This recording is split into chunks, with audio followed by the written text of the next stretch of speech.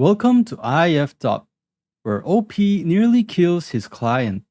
This story is from Reddit user Valerian Jedi. Today, I effed up by taking a client to the lake. I sell software for a living, and a decent bit, yes, that's two decents, of my job is rapport building and keeping my clients happy. One of my clients from the other side of the country was in town for a week, had nothing to do over the weekend. So I told him we were going to the lake house with some friends and they could come too. This morning, things started going south when we went to a neighbor at the lake house and he was checking out a new pistol he got. He asked my client if he'd shot one before and he said yes, before putting his thumb in the wrong place and nearly ripping it off when he fired. Blood everywhere. I thought he needed stitches, but he said no. An hour later, all of us are going to fishing, walking along the edge of the lake. Apparently, he has no idea to look where he steps. I see him about to step on a copperhead, so I try to grab him. He stumbles and falls over right by it and gets bit on the shoulder. We live in a major city, but the lake is an hour away, so I spend an hour-long car ride worrying that he's about to start dying on me. Then at the hospital, they determined that, in addition to the snake bite, he did in fact also need stitches. He thinks it's funny, but now I get to explain this to my boss. This guy's like a cartoon character, he just keeps getting injured. But let's see what other people have to say. Babooey19 says, client seems like the kind of person who's at peace with the fact that he's a klutz. I agree, Babooey, I agree.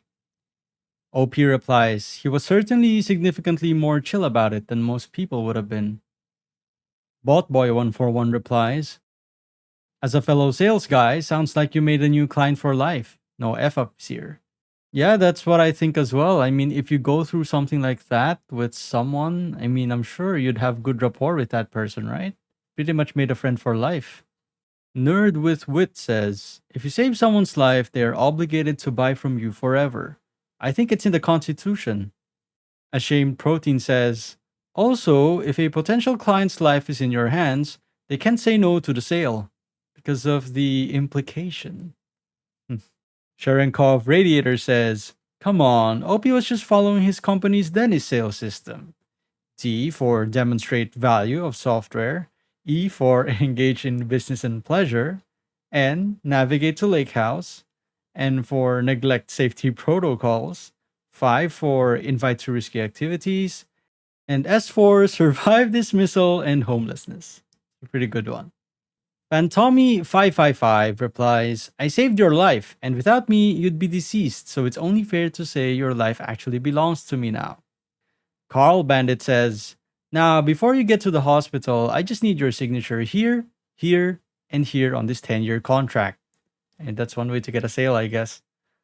Karor says, yeah, us clumsy people are often at least aware, and often expecting an injury. Manic Digressive says, y'all are effing amazing. My wife hurts herself in ways that don't even make sense to me. Wait, how did you do that? Well, I was loading the washing machine, but the sock got caught in the hinge, and I was trying to pull it out, but I slipped, and that's how I broke my arm. You slipped? Pulling a sock? Just, that's it? Yeah. It's like you guys loaded a version of reality with glitchy AF physics. Holy Bartender 83 replies, some of it isn't even being klutzy, some of it is just getting old. At a certain point, you just start to hurt yourself in weird ways. I effed up my back for weeks wiping my ass. No idea how. On the toilet, grabbed the toilet paper, went to wipe, and my back just went, nope. Had to do weeks of physio, and I was in absolute agony.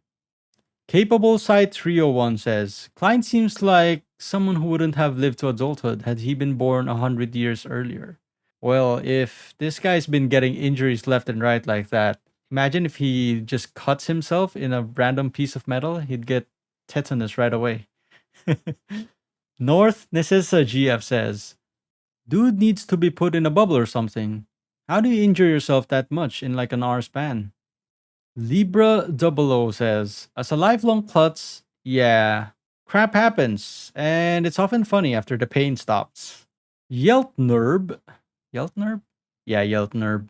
Yeltnerb says, I hope that this person at least has influence over the economic decision. OP replies, a decent amount of it. Does need few other people's sign-offs, but I think the other people usually trust him enough to just sign what he thinks they should. So that's a plus at least. Yeltner replies back, true customer commitment you're showing. Well done. Could have ended much differently. Yeah, he could have just, left his client to die and hide the evidence. Orpheus6102 replies, but did you get the sale/account? Again, OP replies, we will have to wait and see. I hope he does get the sale after everything that they've been through. Now, for the next story, OP's girlfriend tries her best. You'll see what I mean. The story is from Reddit user Yeti or Not, Here I Come. It's a pretty good name, actually. Today I effed up by asking my girlfriend to cook dinner. Okay, this is more of a we effed up, but I have to share this. If she sees this, I'm a dead man. I, a 29-year-old male, works as a cook, and I've since graduated high school. My live-in girlfriend, 27 years old, has repeatedly told me she's a train wreck in the kitchen, so on Saturdays, we bond by cooking together over a gas stove while I give her tips. These are important for later. Anyways, I don't normally work Saturdays, but we were catering that day, so all hands on deck was called, and I worked till 8 p.m. And so I called before my shift, we talked about dinner, and then we decided on spaghetti. And she was insistent on making it herself to make me happy. I love spaghetti. And damn it, I love her. Sounds wonderful. I'll be home at this time. And this is where I effed up. I come home to our apartment after work and my girlfriend is curled up on the couch. There's a pan of black stuff in water on the stove and a burnt smell in the air. Of course, I asked what's wrong and she said, I effed up. OP replies, what happened? Was there a fire? Yeah, I was cooking and there was a fire. What? Are you okay? What happened? The spaghetti caught fire. It took me a few seconds to process that, and after maybe 10 minutes of back and forth, I learned what happened. She made the sauce, put it off to the side, and proceeded to boil the noodles in the same frying pan. Yup, that's right, in the frying pan, over the open flames. In short, she wanted to use the saucy water to cook the noodles, which is a good idea, by the way.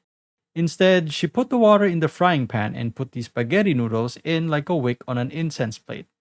The flames caught the noodles and it probably lit up like a birthday cake. She literally made something that was boiling in water burst into flames. She wound up quoting that Simpsons meme of Homer lighting cereal on fire, and I broke down laughing. I didn't know you could light spaghetti noodles on fire. I guess you learn something every day. Somehow, in all this time, a bit over 2 years, we never went over why sauce pots and frying pans are for different things. Also, in 27 years of life, she didn't learn about why sauce pots are so tall. After maybe a bit too long of busting my lungs laughing, we hugged, and she called me a dick for laughing, which just made me laugh harder. We made up, cleaned up the mess, had a nice dinner, and she kicked my ass in Soul Calibur. Maybe a bit too cathartically, and all is well now. But I guarantee you all, I won't ever let her live this down. Honestly, all of this sounds kind of sweet. There's not really much of an F up here. It's not like they fought or had a breakup or something. If anything, they sound like they have a good relationship actually. I think regardless if the girl succeeded or not, it's the effort that counts, I suppose. So I guess you've noticed, but this time I have 2 stories for this episode because they're both really short. I hope you enjoyed both of them, and that's gonna be it for today. As usual, links to the posts are down in the description below. If you have your own story, you can send it at iveeffedup@gmail.com. Remember to like, subscribe, and hit that notification bell button. And I'll see you all in the next one. Bye!